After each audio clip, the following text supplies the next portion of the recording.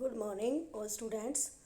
आज मैं आपको 8th क्लास में आपका चैप्टर नंबर 15 करवाने जा रही हूँ, जिसमें कि सूरदास जी के पद की व्याख्या की गई है।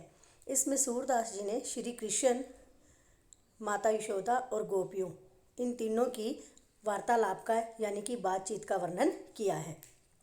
तो इसके कवि भी सूरदास जी हैं। सूरदास जी ने ही उनके लिए ये कविता लिखी है। तो पहला है आपका, मैया कभे बढ़ेगी चोटी, कितनी बार मोहे दूध पियत भई यह अजो है छोटी। तो इसमें श्री कृष्ण जी माता यशोदा से कह रहे हैं कि मैया मेरी चोटी कब बढ़ेगी, मैया कभे बढ़ेगी चोटी की मैया मेरी चोटी कब बढ़ेगी। कितनी बार मोहे दूध पियत भई यह अजो है छोटी, भी मैंने कितनी बार दूध पिया है तुम्हारे कहने से कि दूध पियो और चोटी बढ़ेगी, लेकिन यह अब भी छोटी ही है।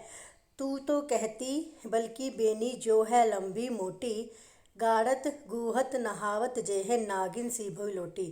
तुम तो मुझे कहती थी कि तुम्हारी चोटी बलराम की चोटी की तरह लंबी हो जाएगी, लेकिन ये चोटी मेरी वैसी की वैसी छोटी ही है। तुमने कहा नहाने से, बाल धोने से, गूदने से ये नागिन की तरह नीचे लेटने लगेगी। काचो दूध पियाए पची पची देते हैं माखन रोटी, सुरचर जीव देओ भई हरिहरधर की जोड़ी।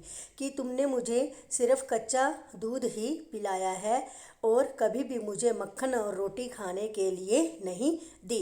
तो ये बातें सुनकर यशोदा मैया श्री कृष्ण जी को गले लगा लेती है और कहती है कि तुम दोनों भाइयों की, बलराम और तेरी जोड़ी हमेशा बनी रहे, भगवान तुम्हारी आयु लंबी करे।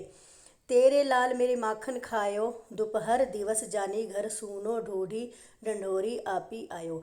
इसमें गोपियाँ माता यशोदा को उलाना दे रही हैं कि तेरे लाल ने हमारा सारा मक्खन खा लिया है। दोपहर को जब घर सूना होता है तो वो ढूंढ ढूंढ कर घर में आ जाता है। खोली की वारी पैड़ी मंदिर में दूध दही सब सखियन खवायो। वह घर के कवाड़ यानी कि दरवाजे खोल देता है और अपने साथ अपने मित्रों को, सभी को दूध दही मक्खन खिलाता है। उखल चढ़ी सीके की लिहनो अनभावत भई मैं डरकायो। कि चाहे हम मक्खन या दही को ऊपर छीके पे रख दें तो वो ऊपर चढ़कर भी उसको मक्खन को निकाल लेता है, आधा खाता है और आधा वो नीचे गिरा देता है।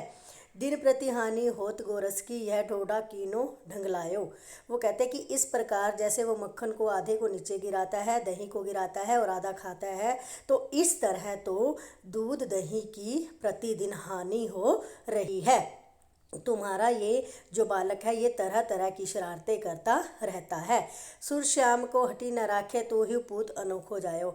तो इसमें गोपियाँ क्या कह रही हैं कि हे माता यशोदा, तुमने कैसे अनोखे बेटे को जन्म दिया है जो पता नहीं तरह तरह के नाटक और शरारतें करता रहता है। तो ये सूरदास जी के पद हैं। इसके सरलार्थ और क्वेश्चन आंसर आपने अपनी नोटबुक में करने हैं। धन्यवाद।